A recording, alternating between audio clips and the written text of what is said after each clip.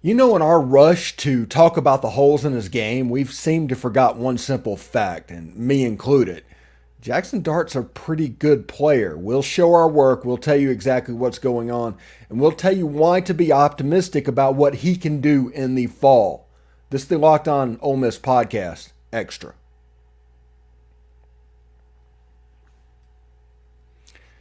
Thanks for making the Locked On Ole Miss podcast your first listen every day. We're free and available wherever you get your podcast, including YouTube. Subscribe there if you don't mind. We're part of the Locked On Podcast Network, your team every day. All right.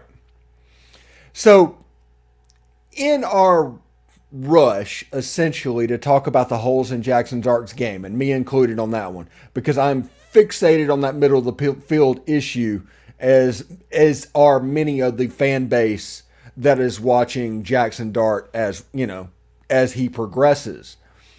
But one thing that has done is clouded the stuff that he actually is pretty good at. And we're gonna take this video to talk about that a little bit as well. I'm gonna put up the zones to start out with. Everybody's seen that. I put those up all the time. And we always focus on those middle two zones. Those are the two areas that we talk about how Jaxson Dart needs to improve. But one thing that isn't really noticed there is look at his deep balls on the outside the numbers. 128 NFL passing rating, 126 NFL passing rating. Outside the numbers, 97.2, nearly 90 on the other side. This is over 10 yards downfield. And then you look at him within 10 yards of the line of scrimmage, 136 passing rating, 112 passer rating, 98 passer rating. You can see that essentially his passing zones chart makes a U. So there's actually a really small area that he needs to improve on.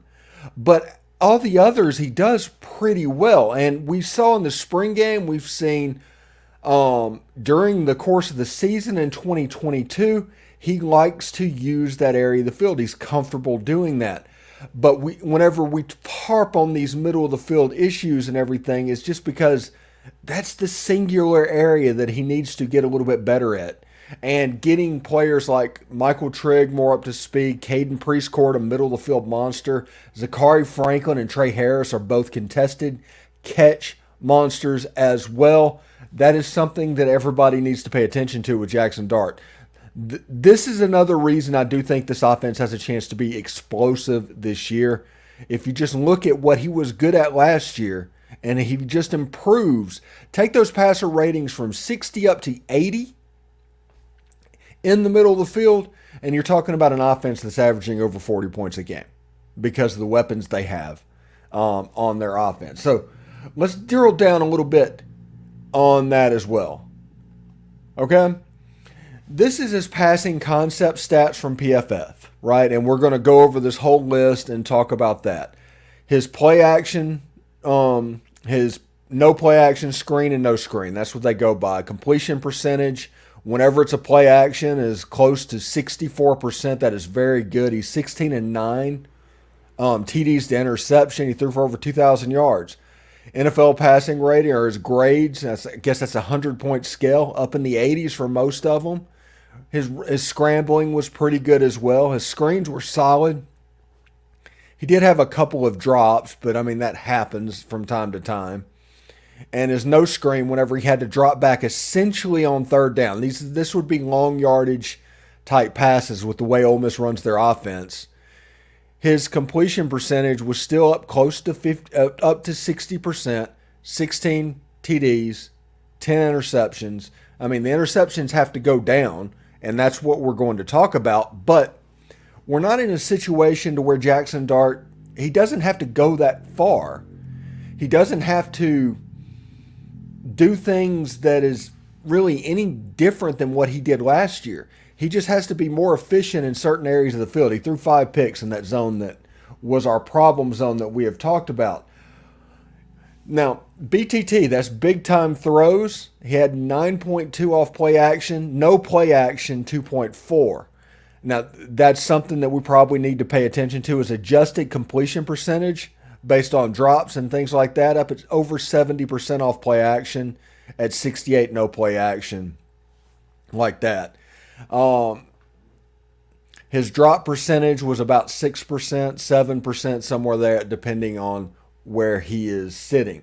Now, one more thing on that one. His NFL passer rating, you can see when he has play action, he's an over 102 rating on NFL passing. No play action, 81. He needs to get better at straight drop backing, obviously. And you can see that his pressure to sack percentage, and that's how many times he's pressured versus how many times he's sacked, is 10%. So if he's sacked, 8 times, that means he was pressured 80. That's kind of what that means. But you can see numbers here. We just put them up for everybody to see. We're always about showing our work, and this is an example where we show our work.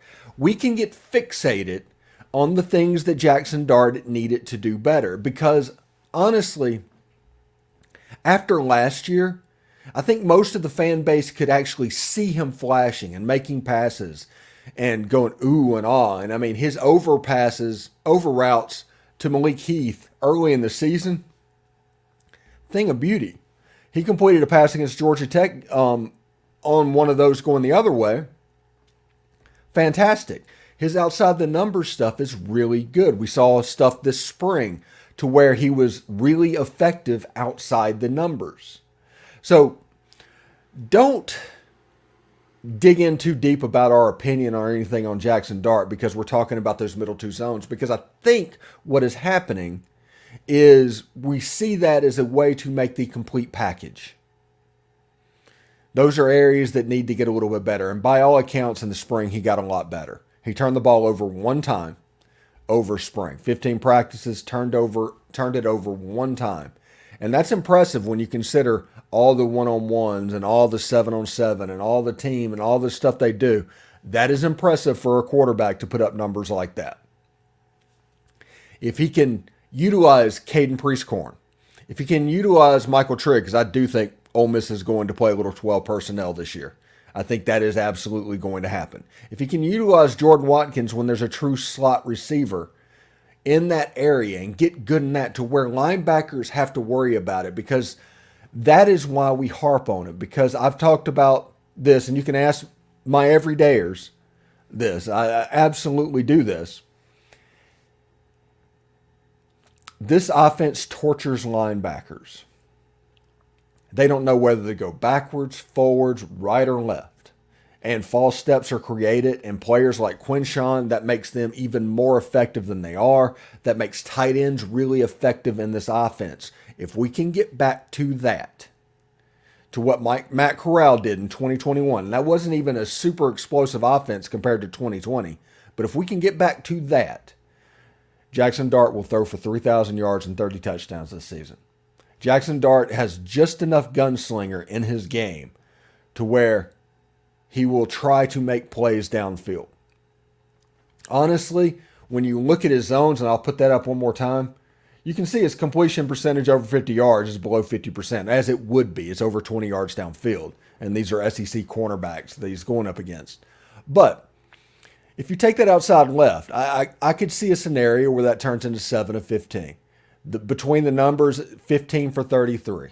Outside right, 9 for 18. Close to 50%. I expect the passer rating numbers to go up, and I want to see the interceptions go down. And if that happens, Jaxson Dart's a first-round pick. I've talked about how toolsy of a player he is since last August. He has everything that you want from the quarterback position. The question is, and the question becomes of what Jaxson Dart can be, and maximizing that ability is how he does in the middle of the field, and that's why we harp on it. That's why all the fan base is talking about it. Because it's a situation to where if he can, we could have a special year on our hands, especially offensively. Because if you look at his zones, he's good everywhere else. He's actually above good everywhere else. He's okay in the deep middle, but that over 10 and under 20-yard zone, need to get a little bit better there and quit turning the ball over. Now, we've heard Jake Crane. Jake Crane has come on the podcast and talked about how he thinks Jaxson Dart has linebacker blindness, and I don't know if it's that. People talk about that all the time. And the more I think about it, the more I look, I don't know if it's that. But if it looks like that, when you see these zones that pop up, I'll put them up again. I mean, those zones look like linebackers are a problem. But I don't think it's that. I think it's a comfort thing. I think that when he was in at USC, and they were running the air raid, a lot of the damage was done outside the numbers to they had Michael Trigg was out there. His big plays were outside the numbers. They had a couple of good wide receivers. I think one's with the Falcons now, that were outside the numbers type players. There was no inside player. There was no true tight end in that offense. And Jaxson Dart went through a full year practicing with that offense to where most of the work happens outside. You saw earlier last season when they were using Michael Trigg, and it was off basically arrow routes and reverse screens to where you could get him outside. And that, I think, when he led to this new offense, because when he went to USC to Ole Miss, they might have been explosive in their own ways, but it was really night and day for what he was asked to do. So he had to come to Ole Miss in February. Had to get settled in, immediately start spring practice, which we saw the end of that spring game, it struggled, which caused the whole fan base to start talking, okay? Honestly, if last year's spring game would have gotten canceled, none of this would have been here now, okay? That's just the truth, because somebody makes a take, and they defend it forever. And they think if you change your take, you're wishy-washy, and that's a problem. And that's not a problem. That's called changing your mind. But they carried that into the season. So every time Jaxson Dart threw an interception, people got worried. Now, Bill Flowers came on the show and has been on the show many times, and he's the one that brought to my attention the middle of the field thing. He did that early last season. So whenever I notice that, it's one of those things that you cannot unsee. So whenever Jaxson Dart completed a big pass over the middle of the field, take LSU. He threw an RPO route in between linebackers to Malik Heath against LSU, or maybe Jonathan Mingo. Absolutely beautiful pass. He can do it. That proves he can do it. So I don't know if it's a blindness linebacker type situation, or it's just a comfort situation to where he's having to get out of his comfort zone to be more effective throwing the ball across the middle of the field. I think that might be what's happening. So we'll see this season. The warning signs that everybody needs to look at if they're watching this is Caden Priestcorn kind of disappearing. He's just playing attached tight end or unattached tight end, and he's not really getting the ball. He's, say, 3 catches over the course of 3 games. If that's happening, a similar situation is happening to last year, and maybe we need to change our conversation a little bit. But as of right now, I want to see what's going on with this. Against Mercer, he needs to force the ball across the middle of the field, in my opinion. He needs to be dominant in that area of the field, because this is about building confidence before you go down to Tulane the next week, before you play Georgia Tech in week 3, and before you go to Tuscaloosa in week 4. Build that confidence early in the season, and if it takes off, it could really take off. It could take off like the Locked On Ole Miss podcast, if we're being honest about it. But if it takes off, he has a chance to be really special. Right now I'm calling for 3,000 yards and 30 touchdowns this season. That is my prediction for Jaxson Dart. I think we saw some stuff later in the year that will be pretty important for Jaxson Dart this year. He hit Casey Kelly. I don't know if it was against Arkansas or against Alabama or against Texas A&M in the end zone. No linebackers were a problem that day, and he threw that into traffic, and he threw a strike. So it's there. The talent is there. This is an unbelievably toolsy player. This is a more toolsy player than Matt Corral was. The difference between him and Matt Corral at this point is Matt Corral, from year 1 to year 2 under Lane Kiffin, became a master game manager and a really good quarterback. If Jaxson Dart can take that same step, this could be a very special year for the Ole Miss offense. And that is the reason last week when I talked about who would start that I do think Jaxson Dart will ultimately win this job. Now, we talked about that for a second. I do think, like I said, Jaxson Dart is going to ultimately win the starting job. That's my opinion. He might not, but my opinion is he probably will. Now, who is the number 2 becomes the question, right? Who is the number 2 quarterback? And I honestly think that is going to be Walker Howard.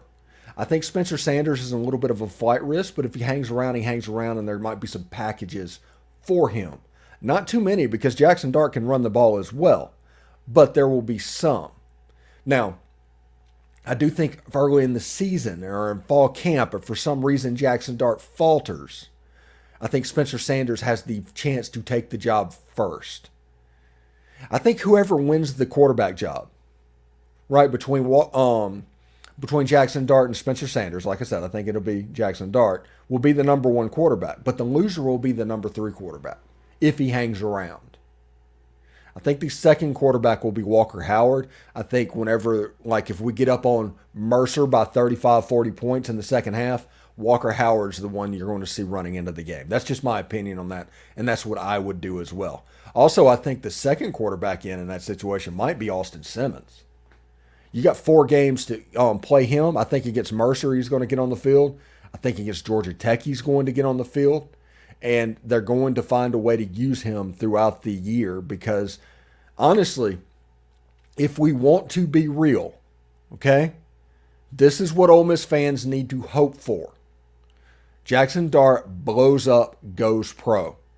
The competition between Austin Simmons and Walker Howard starts in about a week for 2024. And they are going to be doing everything to try and make an impression to win that job, both of which are supremely talented quarterbacks.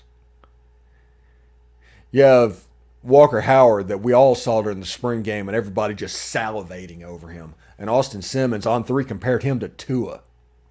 Now that might just be because of the fact that he's left-handed and wears number 13. You never know with them. But the national office did compare him to Tua. It will be interesting. I think this quarterback situation has a chance to be fun. We are still going to harp on it. We're not going to let this go. And as fall camp happens, we are going to talk about the quarterback position as best we can. Period.